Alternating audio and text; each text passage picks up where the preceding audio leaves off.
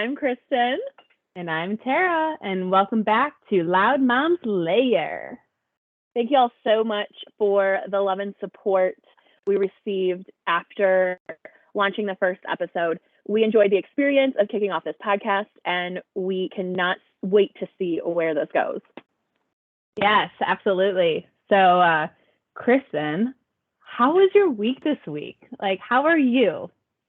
Oh my God, this week was an absolute shit show.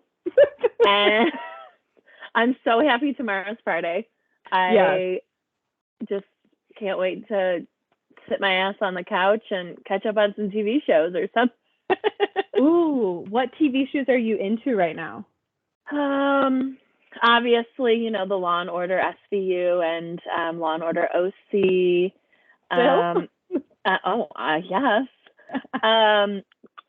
Actually, and I really have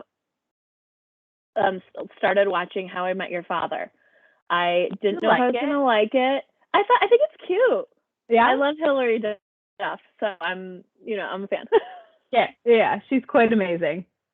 Yeah. And she aged really well. Like, I know, she's so beautiful. Hillary Duff, shout out to you. I say age like she's 50, and really she's our age. Just shows how old we're getting. She's beautiful. Yeah. What about you? How was your week? Girl, I feel like we have been nonstop all week long, and feel like we've been running on like 10% battery every single day. Like we could get 8 hours of sleep, and I still feel like a 10% battery.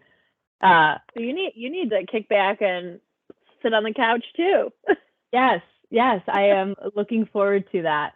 But yeah, for example, Liv woke up at 3 a.m. this morning. Or no, sorry, 3:50. So 4 a.m. this morning, and she was ready to go and ready to start her day. No. So, yes.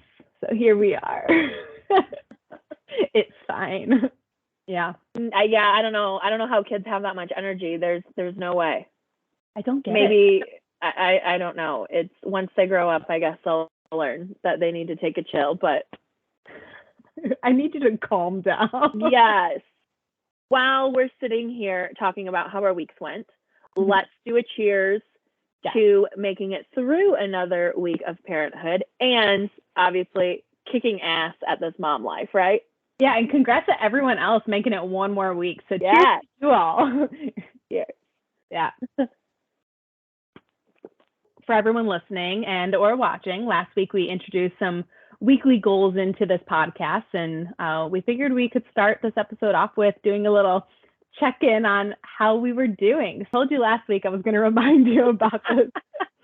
So Kristin, remind everyone what your goal this week was and let us know how you did. My goal was to wash my car. Which car? My car that I drive.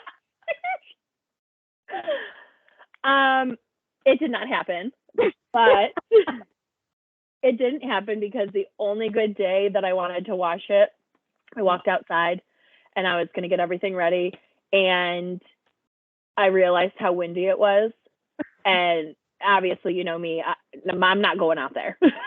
So I am going to redeem myself on this one, though. I may not have washed my car, but I did mop my kitchen floor and I cleaned up the living room. I vacuumed the couches. And so, yes. I redeemed myself on that one. I think you absolutely redeemed yourself. You know what? You got to do what you got to do. Exactly.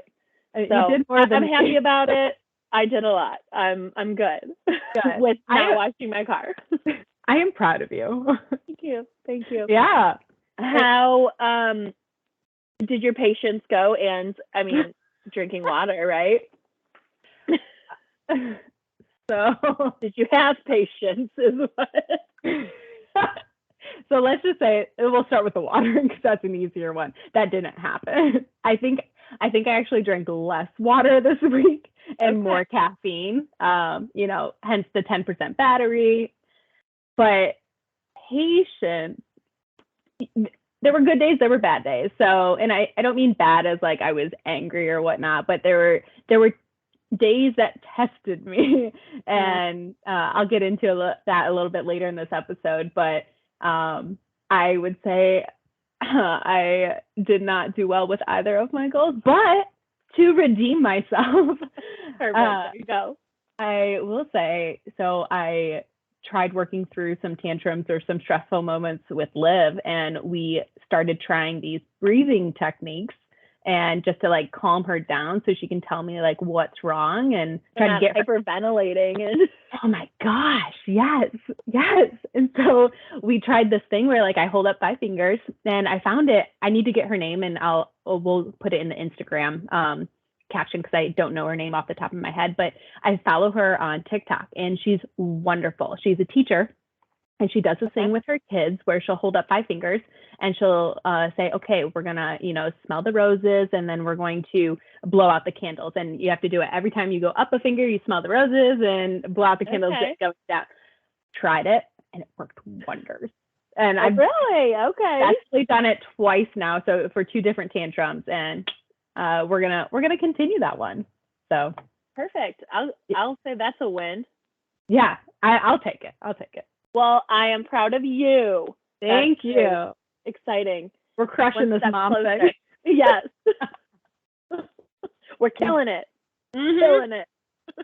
Yes. If you all did not get the chance to listen to episode 1, obviously we would love for you to go and listen to it. Yes.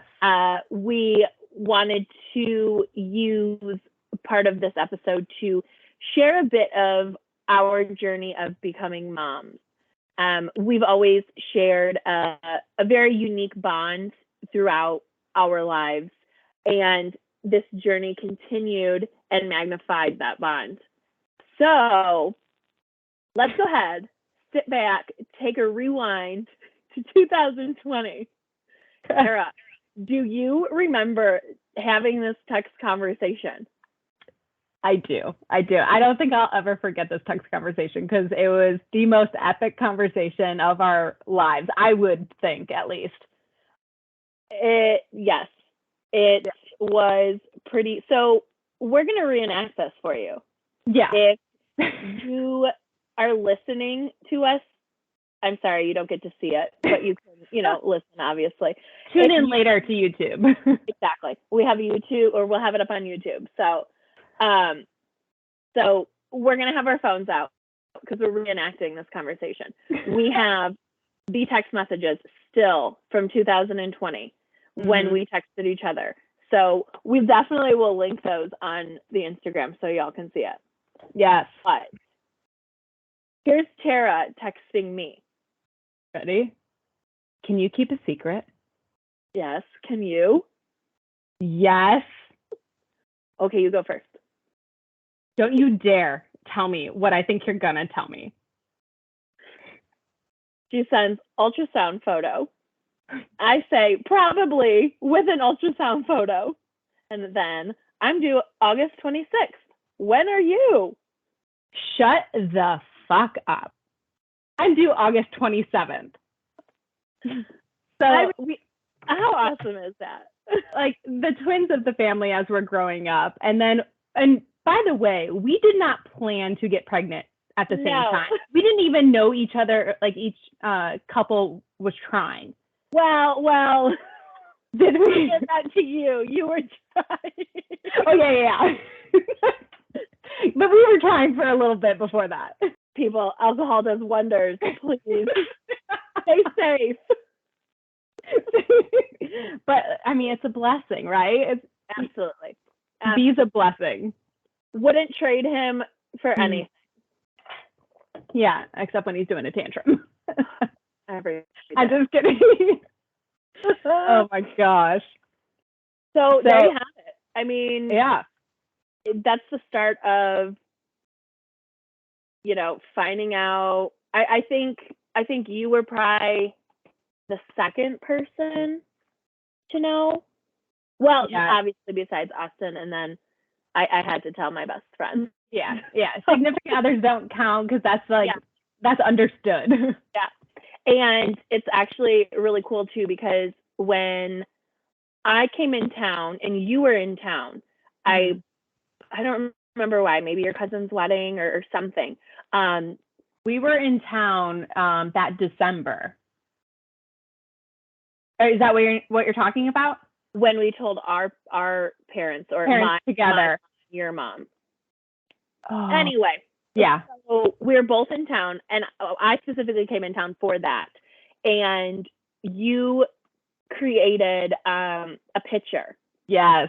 Oh, I'll have to dig that picture up, and we can post that too. I'm sure. It's on my fridge still. Oh, perfect. Yeah. And we both handed the picture to our moms at the same time, because not only are we, becoming first-time moms together, our moms, who are sisters, are becoming first-time grandmas together at the same time. So we had to do something special for them to find out. Yeah. And if you guys guessed, if you listened to last episode, they were loud about it. They were very loud about it. What? Yeah, but no, it was definitely cool because, we grew up so close, and then we started this next phase of our life together, and it only brought us, I think, closer. And here we are making a podcast together. It's funny that you say we didn't plan it, because I'm pretty sure my brother still thinks we planned this. I guarantee there's a little part in our entire family where they absolutely planned this. Yeah. I mean, it was a good plan. We wanted to share a little bit more of, our experiences being pregnant, our birth stories.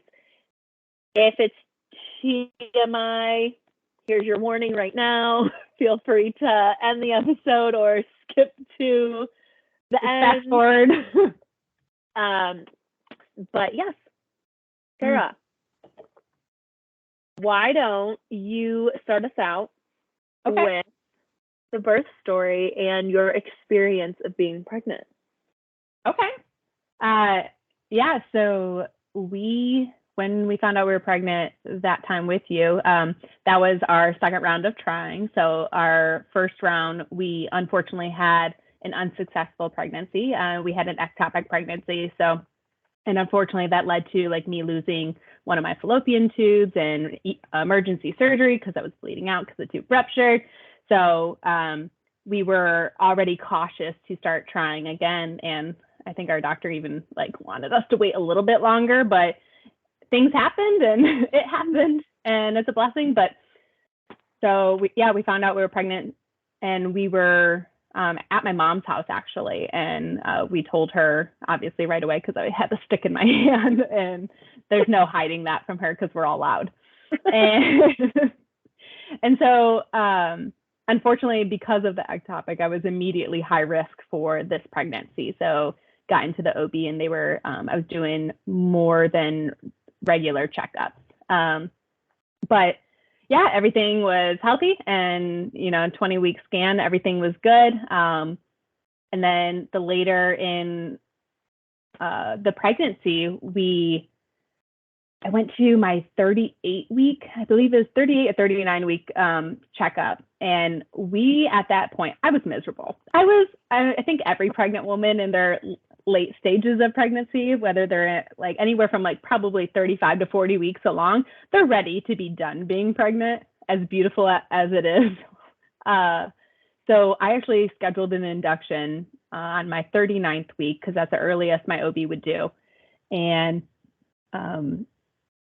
we were excited for that because I was just ready to get her out of me. Get her out of me. Yeah, I was so over it. I was curb walking all the time, doing all of the home remedies.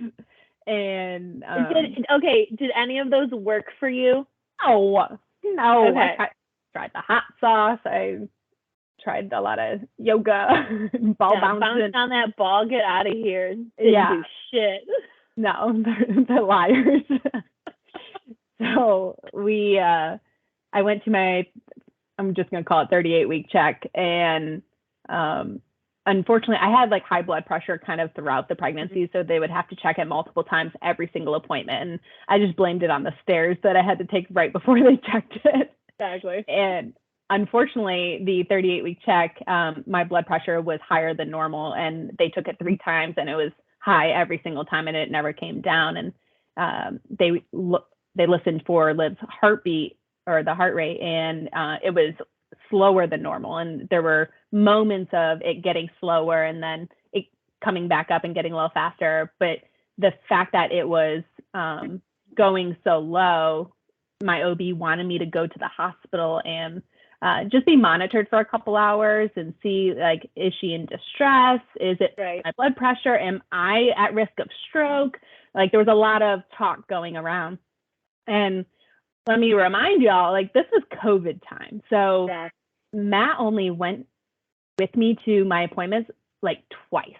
He wasn't there for the anatomy scan. He wasn't there for anything past. I think we found out the gender at 16 weeks, and he was only allowed there because it was a gender reveal. Oh, lucky.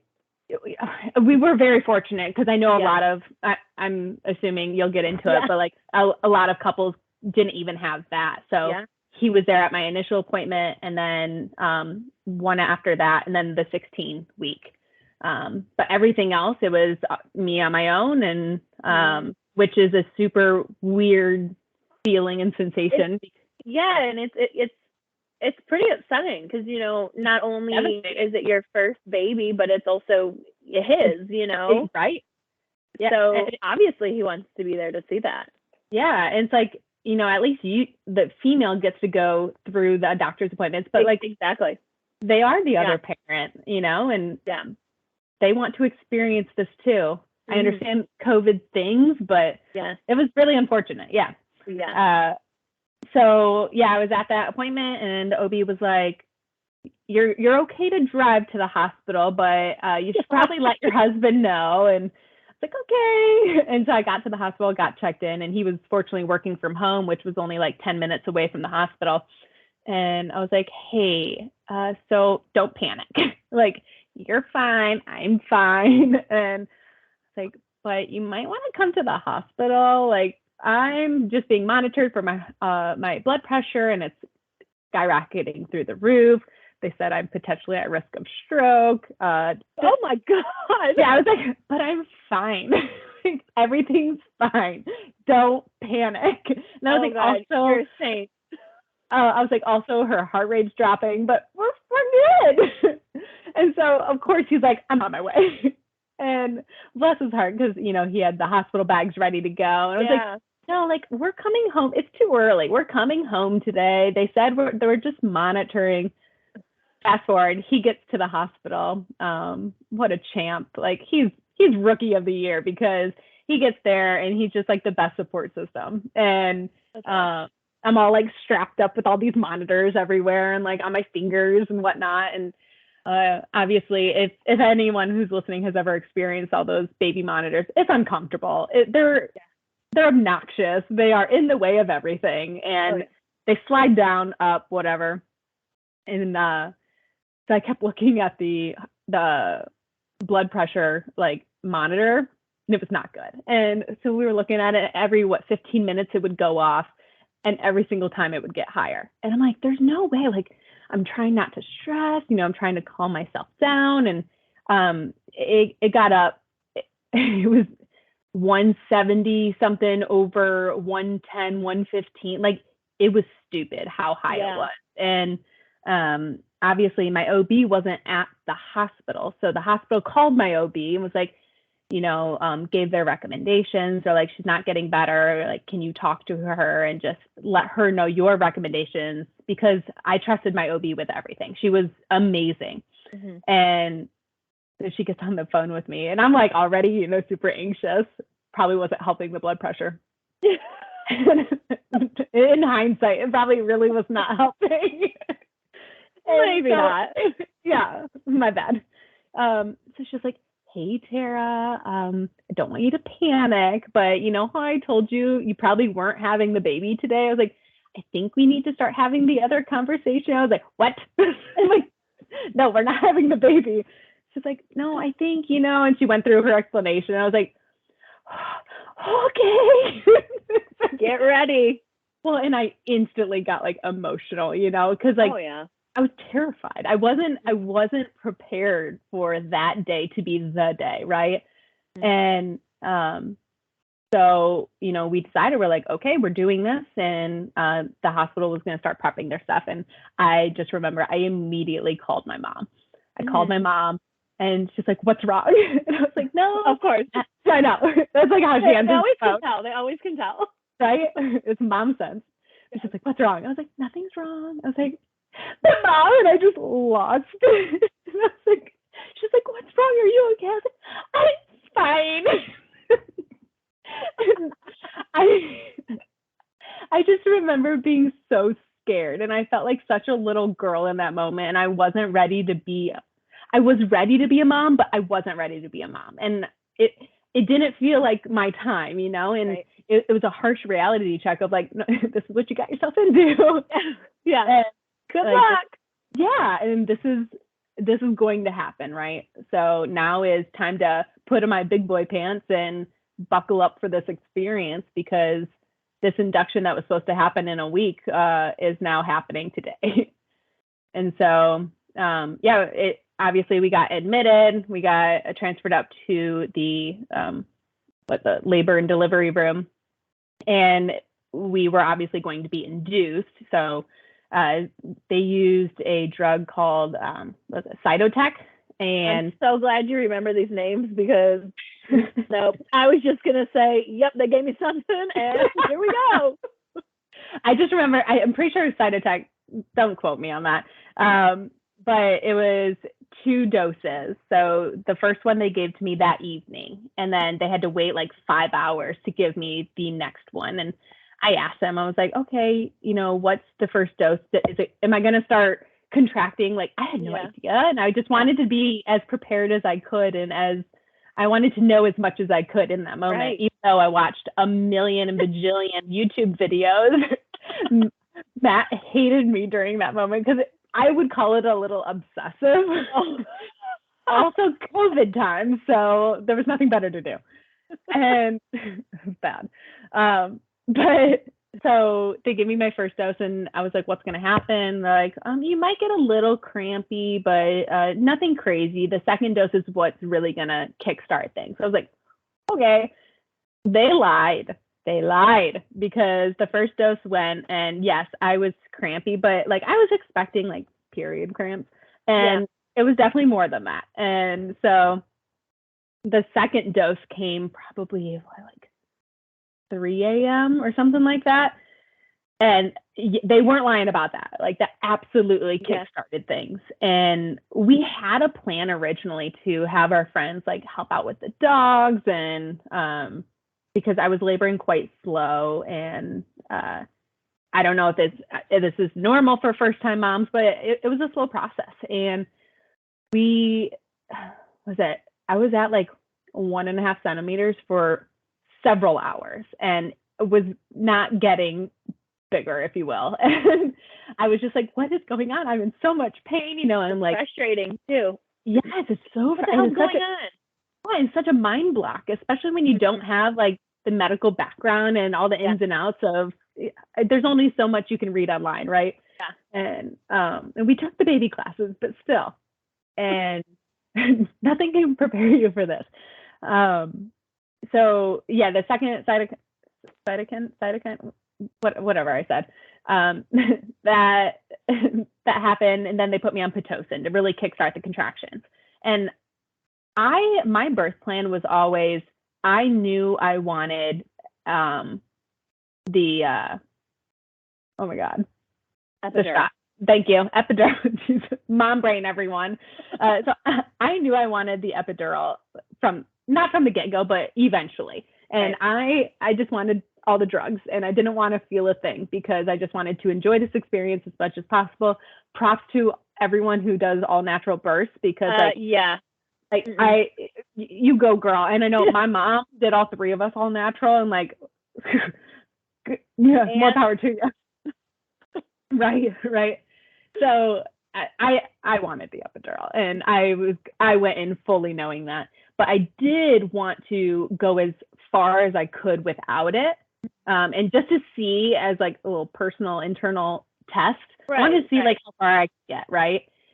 And I went, it killed me. So I went several hours, like 7+ hours, like with nothing and nonstop contractions. These contractions, Pitocin contractions, are just a whole other animal. And what I've read is that they're like worse than normal contractions. I don't know how accurate that is. But I can say they sucked, and I'm sure normal contractions suck too.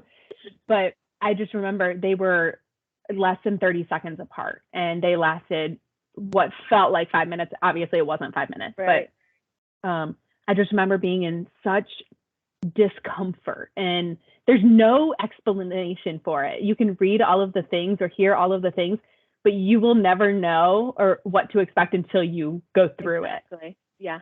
And nothing was comfortable. And, you know, they had me sitting on peanut balls. They had me like different positioning. And they're like, oh, Matt could, you know, push like pressure points or whatnot. I was like, I don't want anyone to touch me. I wanted my AirPods. I turned on some heavy metal alternative rock and I blared it the entire night. And he's like, what can I help with? And he was such a sweetheart because he wanted to help me and he hated seeing me in such discomfort and pain. And but like I barely wanted the nurse to look at me the wrong way. Like I didn't want anyone to touch me. And so I was like, no, seriously, get some sleep. And I was like, please go sleep because someone's going to need to be rested, you know?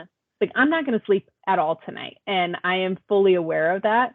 So I always tell you, try and get some sleep. Well, you sit your ass in this bed and try and sleep on this hard ass thing. Like, no, I'm not getting no sleep. You sleep on a peanut ball? Come on. Come on. So whatever. He slept for a few hours while I was just rocking out with my AirPods, and the nursing staff that we had was just wonderful. They are angels. Oh, absolutely. I mean, more power to them. I could not do it because things get messy in those rooms, but they're angels. And the female that I had was just absolutely wonderful. So fast forward a couple hours, Matt wakes up. He didn't really like actually sleep, but gets up from his rest and still rocking out. And I started getting nauseous. So we knew it was getting closer because nausea is supposedly a good thing. And that means you're progressing. By the way, I was not progressing, at least in my mind, because I was still at like 1.5, 2 centimeters. And this has been hours. I'm like, what the hell is going on? And also there's a difference between effaced and dilated. And I learned that new moms are supposed to get to 100% effaced prior to like increasing in dilation. So that was an educated moment for me. But anyway, so he was, you know, trying to like assist with whatever I could. And I was just so uncomfortable and I was nauseous and I started throwing up in like the bag. And what I thought was I peed myself while I was sitting on the peanut ball. And it was just like a gush of whatever. And I was like, I looked over at Matt. I was like, I'm so sorry. We're going to have to look past this moment in our relationship, but I just peed myself. She's like, stop. Like, what do you need? You know? And the nurse was like, okay. I was like, I just want to go to the bathroom and pee some more in private. Because I'm like so embarrassed at this point, but also I don't care. And the nurse comes back in and was like, I'm going to test this fluid. And she's like, hey, Tara, you actually broke your own water while you were puking. And I was like, oh, wow. Okay. I was like, does that mean things are going to actually progress right now? And so we had original plans to have our friends like let the dogs out and everything. But since we got sent to the hospital earlier than we were expecting, we didn't have that backup plan. And the friends who were going to help out, they just had their baby like 2 weeks prior. Oh, gosh. Yeah. So they're handling a newborn and like they were our plan. Now we don't have a plan. And it's 7 a.m. where the dogs need to go outside and eat breakfast and everything. So Matt was like, hey, she's only at like 1.5. And, you know, I was about to get the epidural and they're like, let me run home real quick and let the dogs out. Like, we obviously have plenty of time because 1.5 centimeters, right? Like, we got all the time in the world. And the nurse was like the epidural's on the way. Like, you want to stay here? And we were both kind of confused. We're like, why? And they're like, no, you want to stay because as soon as she gets that, her body's going to relax and it's going to like go really fast. Yeah. We obviously didn't believe them, but fortunately we got a hold of our friends and they went and let the dogs out and he stayed. Thank God. So I got the epidural, which was a godsend. And I got back in the bed. I shit you not. 90 minutes later, we're pushing. And like, he would have been late. I mean, he would have been back within 90 minutes, but still a lot happened in that 90-minute window. Like, there were mirrors being pulled out. I was seeing things. He was seeing things. Like, everyone and their mother was coming into this room, and we're supposed to have masks on, but we don't because we just don't care anymore. And so the nurses wanted me to do like some test pushes because the doctor wasn't there yet. And so I did my first set of test pushes. I was like, okay, stop. We're going to need you to stop pushing. I was like, why? Because there's a baby coming out of you, so please stop pushing. Wait for the doctor. Yes. Yeah, that's literally what they said. Like, we have to wait for the doctor. And I was like, well, where's this doctor? Yeah. Like, they're in surgery for a C-section that popped up. I was like, well, you better get him out of surgery. I didn't know who the doctor was at that point because like it was an on-call doctor, right? Yeah. And I just didn't care. So I looked at the nurse. I was like, you better catch this baby. Like, I don't care who catches this baby. It's coming out. Be ready. Yeah. But fortunately, like I was able to like, calm my stuff down and wait for the doctor. And then it was less than three or four pushes. And here we are, baby pops out. And it was so fast. Everything was so fast. And we had a respiratory team like on call for her specifically because there was what's it called, meconium. She pooped while in utero, and so there was a chance that there was those medical terms. Just I know. Say what you're gonna say. I know. She was at risk for respiratory issues, so the team had to check her out, but then she was good to go. And the moment like that they laid her on my chest prior to the respiratory team looking at, but they laid her on my chest, and it was just like the reality check of like, oh, it's not just us anymore. Like, this human being is on the grid, and we have to keep this thing alive and love and nurture this thing and make it grow up to be a decent human being. So right. But Matt cut the umbilical cord and he got to do some skin to skin with her as well. And it was the most magical event of our lives. And like we say this all the time to each other, is like kids literally open up a part of you that you didn't even know existed.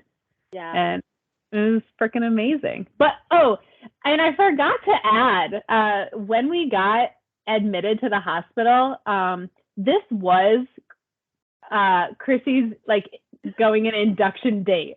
So I was actually scheduled on this day. Chrissy was. It was, what was it? The 20th, right? August 20th. Yes. Okay. So I remember texting her and I felt so guilty, because I was like, this is her moment. I cannot take this. I was supposed to wait like a few more days. And here we are. I text her. I was like, hey, like the race is on because I'm getting admitted. Like, yeah, you had like a picture you sent. And I mean, not to be a bitch, but I was like, hey, I know what's coming, the pain, so sister, you go first. I'm good waiting. You literally said that though. You're like, yeah, you go first, go for it. But I felt so bad in that moment. And I was just like, I felt like I was taking it away from you, and I never, ever would have wanted that or ever did want that. But as soon as you said that, I was like, bitch.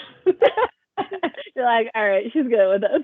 Like, cool. But yeah, so that is how Olivia Grace entered this world. And yeah, beautiful. Now tell us how B entered this world. All right. So you started it out perfectly. I was going to bring up, hey, Tara, what day did this all start on?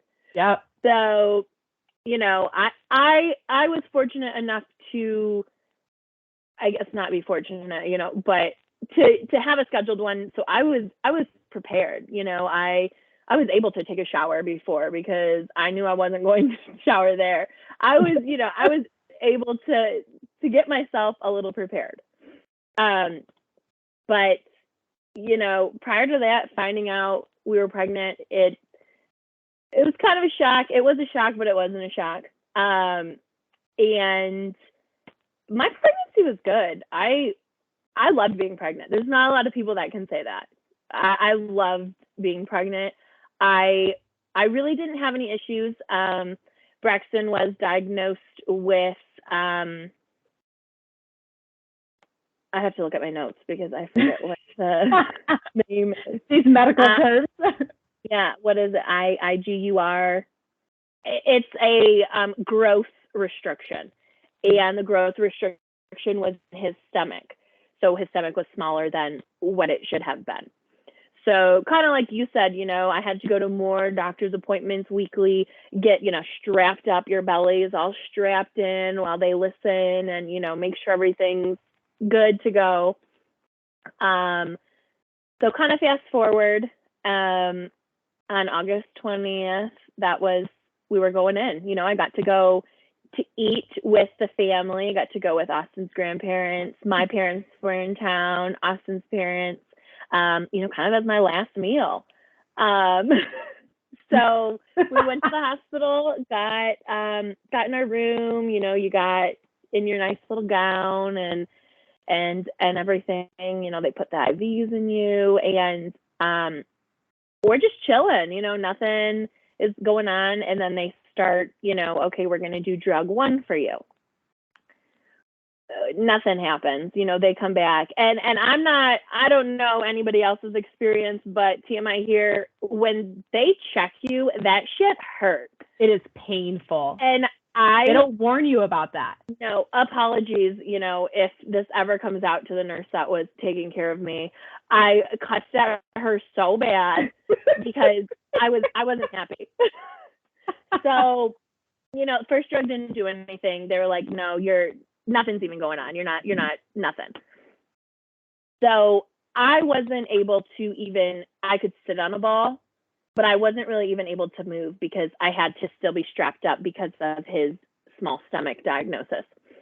So, what's that going to do? Nothing. And then they come in again and they give me drug 2. I'll just say, I believe I had three different drugs they gave me. 16 hours later, I still was not dilated at all. I'm pretty sure you already had Olivia and I wasn't dilated yet because you FaceTimed me. Mm-hmm. And here I am. I remember this perfectly in my mind. Yeah, like you just show her face and I just start bawling. Bawling. I'm like, so sorry. And I'm sitting here like, okay, I'm still here. So, and then afterwards, it kind of, again, you get frustrated. Nothing's happening. You don't know what's supposed to happen. This is your first. So finally the nurse comes in and, I'm like, okay, is there going to be a chance that I have to do a C-section? That's something that I don't think anybody's really prepared for, right. And I didn't know what was going to happen. And she said, well, we're going to try this. And we're not even going to talk about that yet. We'll try this, whatever other drugs they gave me. Okay. So now we're getting somewhere. It's starting to kick up. It's starting. And I was like you, I wanted to see kind of how far I could go without an epidural. Again, that was also my birth plan. I knew from the start, no shit, you're giving me this. I'm not feeling nothing out of there. Like, right. Give me, because again, my mom did it out any type of drug. So I was like, all right, let's see how strong I can be. Damn moms. Right. So finally this drug started working, and you're not wrong, contractions, they suck, you know? And once they start coming every couple of seconds, I remember I'm sitting on this ball and I'm like, Austin, get over here. I'm having another one. Like, please just stand here at least or something. So then he's walking back after the contraction's done. And I'm like, no, where are you going? He's like, I'm going to sit down. I'm going to sit down. I'm like, no, there's another one. Like, stay here. So anyway, for everyone listening, Austin is a great dad and a great partner. He is phenomenal. He also brought his PlayStation to play well. I take back the previous statement. We love you. I'm just kidding. We do love you, Austin. So, so it finally starts working. I'm, having contractions, and then finally it gets to a point where I'm like, Austin, you need to call the nurse in here. Mm-hmm. She comes in, and I'm like, you need to give me this epidural. I cannot take it anymore. Right. So, they make you get on the bed. You have to cross your legs, bend over. Wait, was yours also in between a contraction or during a contraction?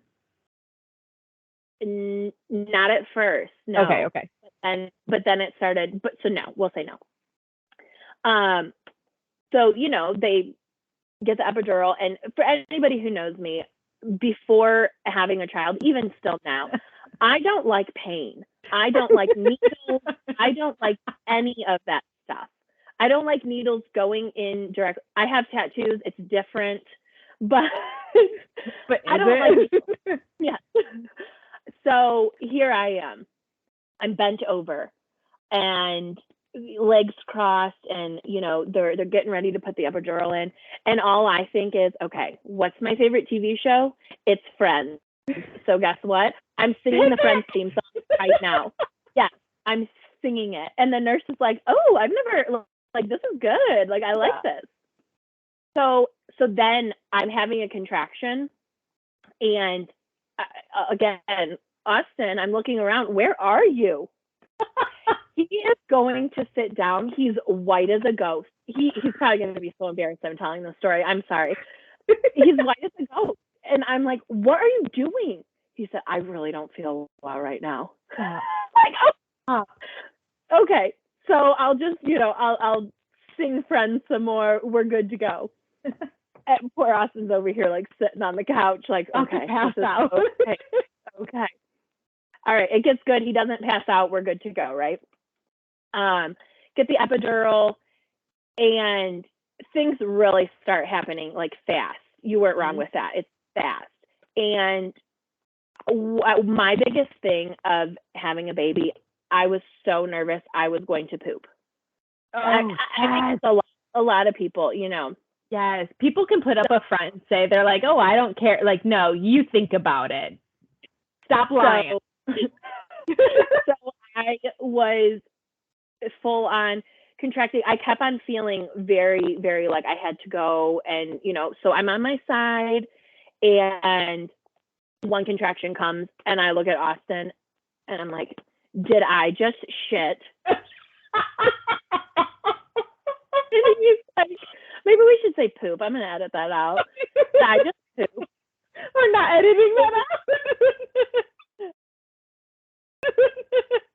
And he looks, and he's like, no, but nurse, can you look at this? And it's obviously just blood clots, because stuff's working. Anyway, so finally I'm at this epidural. I think I was only at 3.5 maybe, and then the epidural came, and it was boom, you're at 9. Mm-hmm. So she says, do you want to try, a push? And I said, sure, whatever. And then I don't even think I did half a push. And I was like, nope, let's go. I'm getting this thing out. Go. And I think I maybe only pushed for 15 minutes, if that. And go mama. There he was. He was perfect, beautiful, and born at 8:25. p.m. And what was Olivia? Because they were almost what? Like, oh, put me on the spot. You are putting, but fun fact, we have like an Olivia note because we're awful with this stuff. And God, I am a horrible mom. 8:44 a.m. 8:44. So almost 12 hours apart. About 12 hours, yeah. So that's also another, fun, cool fact is. Yeah. How big was he? 6'4", 6 pounds, 4 ounces. Yeah, Liv was 7'3", which we were quite surprised because I was over 9 or 9 even, something like that. And Matt was over 10. So he was a chunk, and so was I. But like we were expecting a massive child. God, could you imagine? I would have been like, no. Give me the epidural way before. Right? Yeah. But everything was good with B and healthy. Yeah, no, everything was good. And like you said, when you just get to hold them, your whole life changes. That's when it actually hits when, okay, wow, I am a mom. Right. You need to make sure that you're a grown up and you've got this handled. Yeah, absolutely. How was like your first experience or that first night in the hospital? Because like we're still in the hospital, right? So we're still being checked on. We're still getting palpitations on the belly to push out all the blood every 15 minutes, or don't quote me on 15 minutes, but how was your first night? It was good. It's actually, it's kind of funny because we'll get into obviously, breastfeeding and stuff, but you don't really realize right when they're like, oh, here you go. This is your plan. You wanted to breastfeed. Get going. So the night was good. But again, I tell you, we'll try and get some sleep. You can't get some sleep when you're coming in every 2 hours or so, or an hour for the baby to eat. It's not, we kept him with us at all times. I'm a freak, obviously. I listen to too much crime shit. Like, no, you're not taking my baby from me. I'm sorry. I watch too much YouTube. Yeah. So, I mean, it was good. Since I didn't have him until later Friday night, the 21st, we had, to stay Saturday and then half of Sunday, I think. Okay. So by that time, I just was like, oh my God, I'm so ready to freaking go home. But I mean, everybody was great. Everyone was so wonderful. And Austin got to go and, watch them give him his first bath, which was really nice. Yeah. I took that opportunity, love you, Braxton, but I took that opportunity to try and, close my eyes for a little bit. Hey, I did the same thing because Matt I was like, go with her. Yeah. Because, control freak. Right. And he was going to anyway, but he went to to give her first bath, and I think I cried a little bit because, emotions were a thing and hormones were a thing, but I absolutely slept. Yeah. What about you? What was your biggest thing, after you had her and like that night? Was it like a struggle because you didn't know what to do, or you kind of just fell right into it? I would like to say I kind of fell right into it. Initially when she first came out, like, I mean, she's laying on your chest and you're like completely, at least my top was off and whatnot. You're just in the gown and everything's out, right? And everyone sees everything. Like, I don't care anymore. Yeah. Like the world saw everything. Right. Like, I just don't care. If you care, like, you can leave. Right. But so she was like laying on my chest and she was like seeking to feed, doing like all of those motions. And I kept asking the nurse, I'm like, do I do this? Like, I was asking permission to feed my own daughter, right. And just because I had no freaking clue what I was doing and everything was so new. And so she's like, oh, she's fine. So like she just got cut from the umbilical cord, like she's not hungry. I was like, oh, she told me otherwise. So we only stayed the one night. So since she was born in the morning, we had like the entire day with the hospital, stayed the night. They were in and out all night. And we hit a point, like they offered a second night to us, and our insurance covered up to 4. And we were just like, we would rather be home in our comfy bed, our comfy couch. Like, our own clothes and just kickstart this new routine, right? Got to rip the Band-Aid off at some point and just go. Right. Might as well be comfortable doing it. Yep. Yeah. So, but yeah, it was an interesting experience, but overall it was a good experience. Everyone was healthy, and fortunately we didn't have any postpartum complications like in the hospital. And yeah, B was healthy and Liv was healthy. Yep. I'm not gonna toot our own horns, but we got beautiful babies. They're healthy, beautiful, wonderful, funny. That's awesome. That's exciting. I personally am so happy I was able to go through this with you. Same. Not even just how we would text all the time, and like literally updates. Yes. Yeah. Are you, I have to go to the doctor for this. Is this the same thing that you're going for? I have to get this done. Are you getting it done? Like even down to like the glucose drink. Like, yes. What flavor was yours? Yeah. Yeah. It's like a comfort thing, having somebody go through that you're that close with. Yeah. At the exact same time. So if you didn't catch any of that, the babies were born on the same day, 12 hours apart. They were due one day apart. Yep. So the babies by chance, they were born same day. Yep. Babies have the same birthday, so it's always fun on their birthday to FaceTime, even though, Braxton doesn't sit still. He's like, peace, I'm out. Hey. And Liv's super shy, so she's like, and for our listeners, I just did a quiet smile with a thumbs up. But yeah, no, and now we can pass down our twin legacy to our kids, and it's kind of cool about that.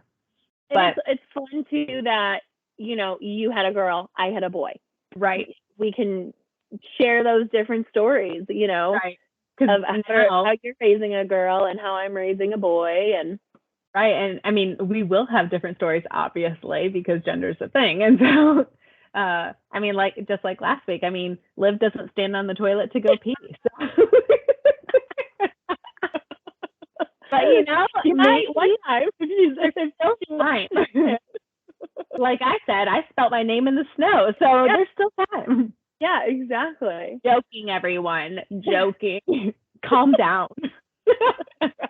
But while we're on the subject of the kids, we also planned last week to do like a tantrum or quotations if you're not watching mom fail.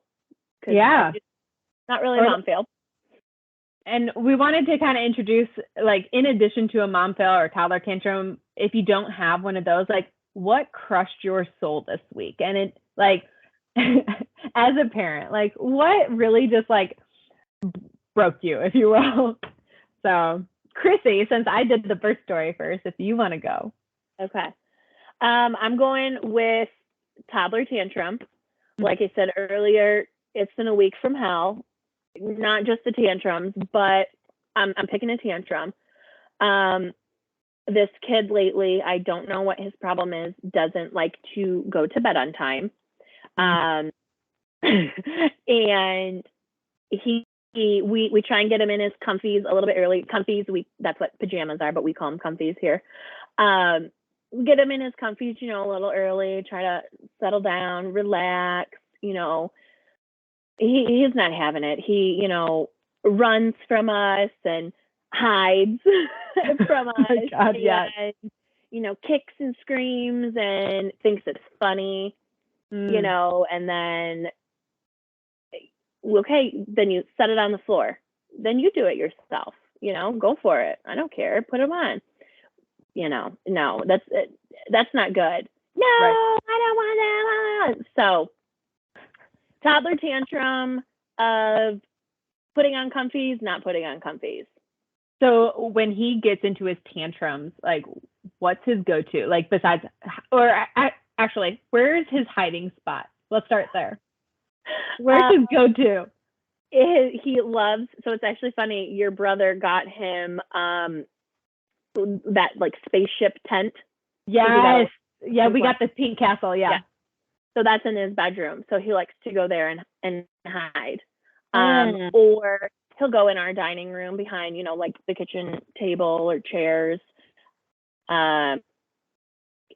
Anywhere that's, you know, visible but not. Right. Like everyone knows he's there. Yeah. Or, you know, you try and follow him in his room and he's laughing because he's in his tent. Okay. Yeah. Hi. Oh my God. So how long does it take you to like kind of calm him down from it? So if he's screaming hysterically, right? Like, what do you guys do to try to snap him out of it? Or do you just kind of like wait it out? Yeah, well, here and there. I mean, sometimes we'll wait it out depending. And then honestly, they tell you not to bribe your kid, but guess what? Hey, you got to do what you got to do. Yeah. If you put your comfies on, guess what? We'll turn on a movie really fast and we'll settle down. Mm-hmm. And there we go. We do that all the time. You're not alone. Bribing is a thing for kids. It is a thing, all right? Once again, we are surviving and thriving. This week, I'll do a parent fail, and then I have like a quick little add-on, but Liv loves Mulan right now. Like, absolutely adores Mulan, which is great because I love Mulan and I love all the songs, and you know I can reenact my childhood. And shout out to my brother Jake because he used to love Mulan as a kid and would like put a helmet on and have a sword and like ride a little spring horse. And I can so see it. I love it. I'm pretty sure my mom still has a picture, but with his permission, maybe we'll post it if she can find it. But so we were playing. We like to play with Mulan because she has a little figurine of Mulan, and she knows about the Huns, and the Huns are the scary guys, right? And so we were playing and with all the other princess figurines that she has, and their make-believe is absolutely wonderful and very interesting. So she was holding Mulan and she was riding dinosaurs, which were supposed to be horses. And she was like, where are the Huns? And I was like, oh, the Huns are coming. Like Mulan's got to fight the Huns. And not really putting together that she is scared of the Huns. So Matt and I got really into it, and we were like, yeah, the Huns are coming, you know, like we're adult, like the filter is not there. And so we're like, yeah, we're going to act this out. And so like, I was like, oh, are the Huns in your room? Like the Huns are going to come out. No. So Matt goes in the room and he's like, the Huns are coming. And the fear across this girl's face was just like insurmountable. And we just I like called off Matt. I was like, Huns are scary, no more Huns. Like the rest of the night, we are trying to convince her that there are no Huns in her room. Also, this was right before bedtime, which was not a good concoction and a complete parent fail.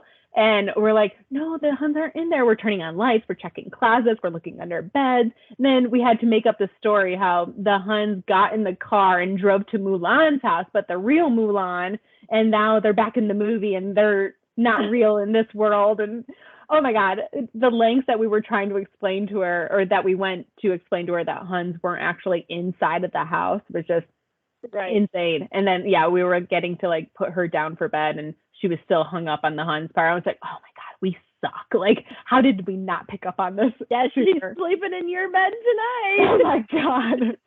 Yeah. And then, so that was a complete parent fail, and we just did not pick up on, I mean, she was into it, and then she was not into it, and we kept going and didn't pick up those cues until it was too late, and we paid for it. They are scary, though. We just watched that movie a couple weeks ago, and I for sure thought Braxton was going to be scared, but because they are frightening. They are super scary, and like their facial expressions and everything, their voices are low and grumbled, and yeah. But yeah, so that was definitely on us, and lesson learned: we will never say Huns are in our house ever again. Our bad. Does she still watch the movie? Oh yeah, she watched it tonight because you know bribery is a thing, and so we do like anytime we do like bribe her with a movie because she's upset about something or whatever it might be, like tantrum won't stop with breathing treatment.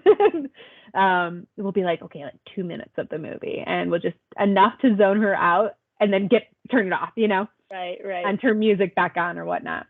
Yeah. But yeah, so that was our parent fail. And then the toddler tantrum, just a quick one, is like she, for some reason, is on something about brushing her teeth right now. And she is very hooked on her old toothpaste. And when I say old, I mean like her first flavor. And it's like a mixed fruit flavor. And so I did a mistake and I got like bubblegum flavor 2 weeks ago, not realizing it was minty bubblegum. And she tried it and she started like salivating. She's like, spicy. I was like, oh. So I tried it with my finger. I was like, oh God, I'm so sorry. and then I got like strawberry flavored toothpaste because she liked fruit, so why not strawberry? She loves strawberries. No, this girl hates this strawberry toothpaste, and she fights us on it, and she runs away, she hides. So what I did last night was probably not a good thing, but I sneak attacked her with the toothbrush and strawberry toothpaste, and I went above. She was sitting down and like not facing me, and I went from up top and like started brushing real quick. Gotta do what you gotta do. She lost her shit, and she was like, ew, yucky, and she so dramatic. She's definitely my child, and she like throws the toothbrush away, and she like starts wiping her tongue across the towel. It was like yucky. So over the top. But yeah, I guess you can chime that into a parent fail also. Like, don't change up toothpaste flavors. And don't get spicy toothpaste. My bad. That was on me. You can put labels on that. Spicy, as kids say. It says bubblegum, and I thought it was going to be like a tame bubblegum. It's not, everyone listening. It's not. Don't buy bubblegum unless you're ready for the mint phase. But maybe spicy. Yeah, false advertising for sure. Come on, bubblegum. Right. So as this episode comes to an end, let's set our goals. Yeah. So if you didn't hear last episode, we were going to try to set weekly goals, and obviously we did so great on our goals last week. So why not try new ones? We redeemed ourselves. We did with other things. What are you thinking? I'm going to try and sit down and start reading a book. It may just like for you. Yes. Oh, I love it. I hear my mom's a very big reader, and I have girlfriends who are really big on reading too. And hey, why not? It's a relaxing thing. So any recommendations anyone has, please send my way. But that is mine. What kind of topic? I'm really into anything, I guess. Something that obviously has to keep me interested, right. like right off the start, it kind of has to. Right. So, but that's it. I want to sit down for 5 minutes at least and read a page, 2 pages, a chapter, whatever. I love it. That's a nice personal goal. And I went the personal route too this week. Perfect. Yeah. So I had to cancel my Pilates membership just because work schedule changed and I just didn't have as much availability as I used to. And timings didn't line up with the classes. So that was really unfortunate because I actually enjoyed it, and it was me time, and it was low impact because my back is really bad, and I can't do super high impact things anymore. And it was good stretching. It was just good for everything. But I had to cancel that, and I ended up getting a community gym membership just here in the city, and they're open way better hours. And so what I'm going to do is make it a goal to, I know this sounds like not a lot, but it is a lot. I'm going to try to get out there at least 3 times this week. I'm not going to say 5 times because that's just not realistic in our lifestyle. 3 times is still a lot though. I'm thinking you're going to be one day for an hour maybe. 3 times is a lot. I think 3 is good. 3 is a good goal. And I'm not saying anything crazy, but if I can walk into the gym, I know I will do something worth my time. So probably get there like an hour. So yeah. Perfect. I like it. And then, we'll check in with those goals next week. And then for next week's episode, we're going to discuss our journey with postpartum. So potentially a TMI-ish episode. So anyone that is not interested in the postpartum journey, like, feel free to just join in later for the second half of the episode. But going through some of the differences of what we expected for the postpartum journey and then what we experienced in addition to the beginning of our mom journey. And that can include some breastfeeding things because that's part of the postpartum journey and whatever else that includes. Hey, y'all. Thanks so much for joining us today. Please reach out and share your stories. Let us know what topics you want us to talk about. Y'all can find us at loudmomslair@gmail.com, or feel free to message and follow us on Loud Moms Lair podcast on Instagram. And like we said before, you can now even watch us on YouTube if you prefer video. Search Loud Moms Lair to view our channel. Yes. And with that being said, that's a wrap for this week. So thank you all again, and we will see you next week. Bye. Bye.